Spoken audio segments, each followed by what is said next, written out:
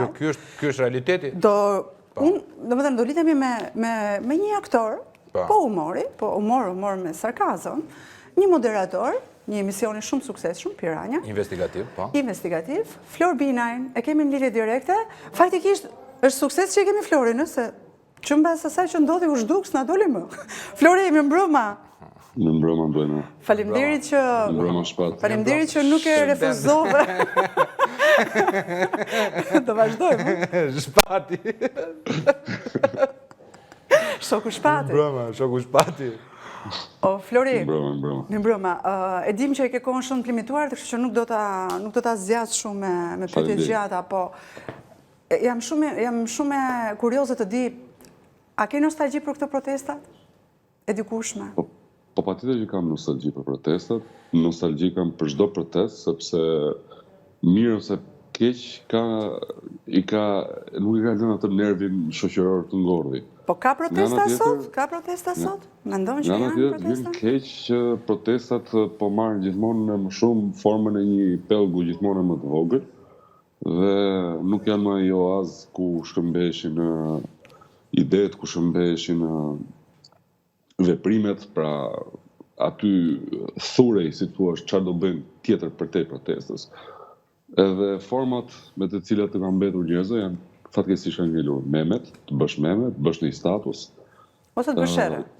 Po, shere, duke bërë shere, po gjithmonë më shumë po shtohen profile që nuk janë me emrin e vërtet të njerëzve, as me foton e vërtet. Pra, njerëzit edhe të postojnë mendimin e tyre, duhet krijojnë një adres tjetër që ta thonë lirshëm, sepse po ta thonë me fytyrën e tyre dhe me emrin e tyre, kanë frikë nga pasojat. Dhe kjo nuk është rastishme, sepse kemi parë që këtu dënohet mendimi i lirë, dënohet vretja, dënohet mospëlqimi.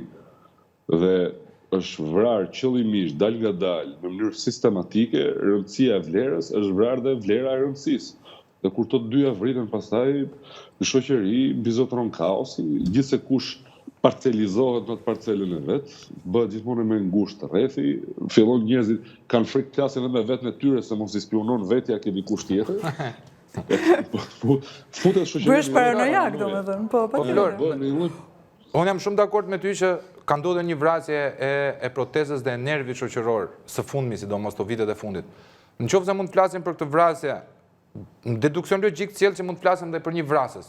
Për mendimin tënd, cili është vrasësi i këtij nervi, i këtyre protestave? A mund ta konkludojmë me një emër, a është vetë sistemi, a jemi vetë neve, a është politika? Është ky sistem politik që qeveris sot vendin e ka të pamundur të qeverisë, pra të lëvizë gjithë të rrotë të madhe, nëse nuk ja heq rëndësinë njerëzve të rëndësishëm dhe të japi njerëzve të parëndësishëm.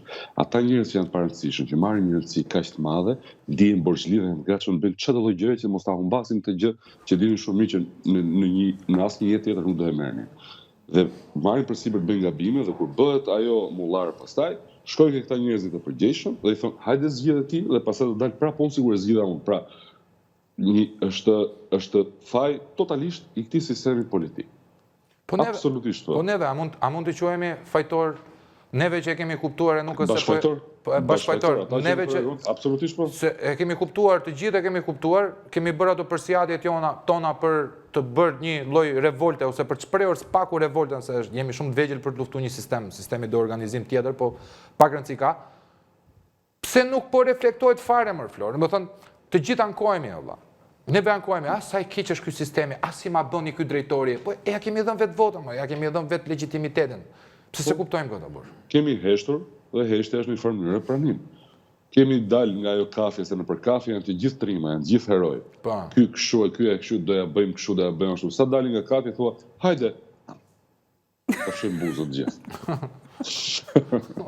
O Flori, mban mend një protestë që ty të ka motivuar, të ka bërë që të ndihesh vërtet qytetari i këtij vendi, që të ka kush ka qenë? Kush ka qenë? E studentëve 1 dhe protesta për armët kimike 2 dhe protesta që u bën 2022 për rritjen e çmimeve, për të cilën po përpiqemi, po rikthehemi prapë tek e njëjta gjë, sepse atëherë qeveria për të hequr përgjegjësinë nga vetja krijoi një mur për të distancuar qytetarin nga qeveria, që ishte bordi i transparencës, të cilin këtë mur po e vendos dhe si vjet, sepse fund ditët sa qeveria nuk i plas fare që njerëzit aja dalin nga se dalin, kjo qeveri është do vetëm të mjel. Dhe e kemi parë se si kjo njerëzit i përdor vetëm për shtrydhje për vota. Pra mua më duhen vetëm votat. Ja del si ja del, vdes nuk është fare im fare thotë qeveria. Është tipike e njerëzit pa përgjegjshëm. Se njerëzit pa përgjegjshëm thotë suksesi është i imi, po dështimi është i juaj. Kjo është, më thënë, a mund të jetë bordi i transparencës një ndër këto si thuash këto lloj hallka që e plotësojnë këtë postulatin që theti mbi qeverin. Pra neve nuk kemi përgjegjësi e kanë këta, ndërkohë që bordi i transparencës për çfarë ekziston këtu? Se nafta sot që flasim ne është 224 lek litri momentalisht, 224. Po, në Shqipëri. Përveç asaj, qytetarët janë vetëdijshëm, por ndonjëherë edhe nuk janë vetëdijshëm, që kur qytetari bën një gabim, fajin e paguan qytetarit. Kur qeveria bën një gabim, e paguan prapë qytetarit. Kur ministri vjedh, e paguan qytetarit. Kjo është aksion. Kur tender shkon dëm, e paguan qytetarit. Çdo gabim që ka bërë çdo qeveritar, gjithë to vite dhe 36 vite punë, të gjitha dëmet ka paguar në një qeveritar nga ato? Jo, kemi paguar ne si taksa pagues. Në fund ditës, edhe kapriçot, edhe përbuzit, edhe ignorancën, edhe padinë gjithë me radhë. Dhe duke vazhduar kështu, ne vazhdojmë edhe i shohim me frikë brezat që po vinë, sepse dashe pa dashe, se cili për nesh, prej kësa negligjencë si qytetar, prej mosveprimit, po i themi që niprit dhe mbesat tanë do lidhin në një botë plot me borxhe, sa që i bie që do lidhin sklever fatkeqësisht. Po. Se njerëzit e dinë këtë gjë dhe prapë nuk po reagojnë. Prapë janë aq egoistat mendojnë edhe për veten. Dhe nga ana tjetër, politikat e kësaj qeverie po e bëjnë, është i shprehur që s'është e imja, por kur e dëgjova më rënqesi mishin, duhet ta abuzosh aq shumë një gjitar që të mos pranoj të riprozohet. Imagjinoni se sa shumë po abuzojnë kjo politikat e kësaj qeverie. Këtë qytetar shqiptar që të mos pranoj rinia të riprozohet. Kjo është të mashme. O Flor, unë kam parë ty para disa kohësh që ke qenë pjesë e disa, le të themi, fushatash, okay? Për atë gjën që ti e nise, etj.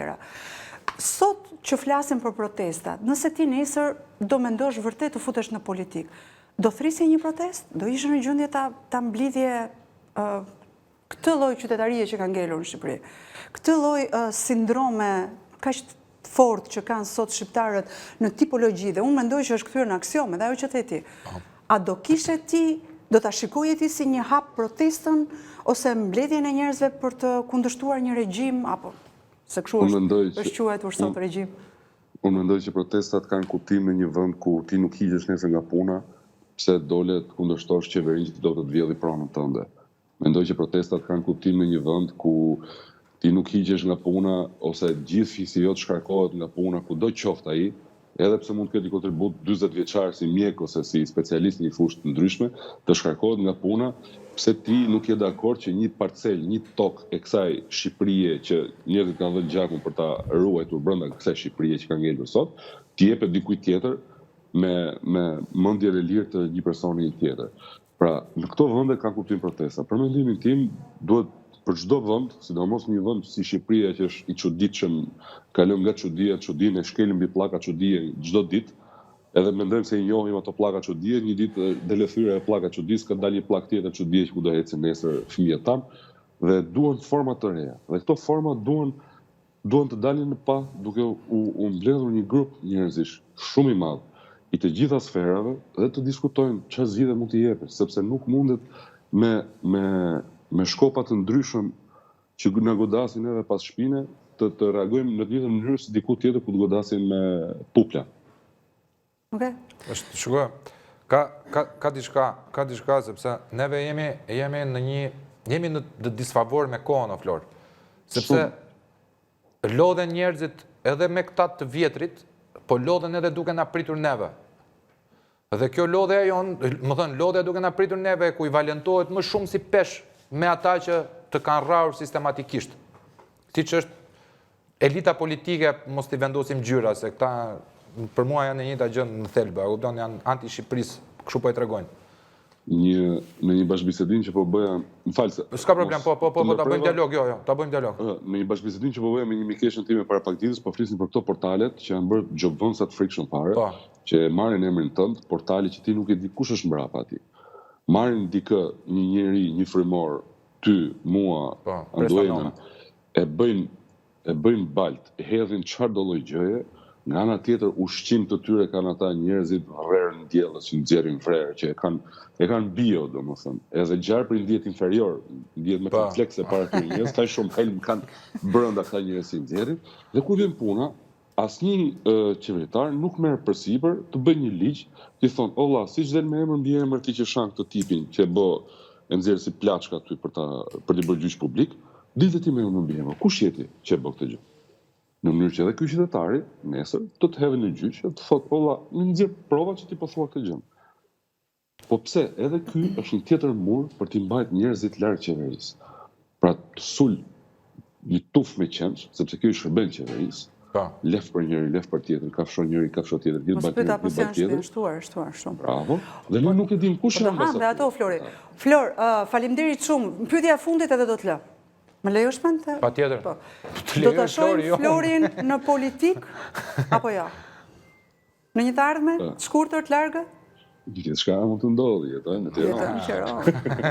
Florinator, suksese, faleminderit shumë, suksese në shfaqjen që po përgatit.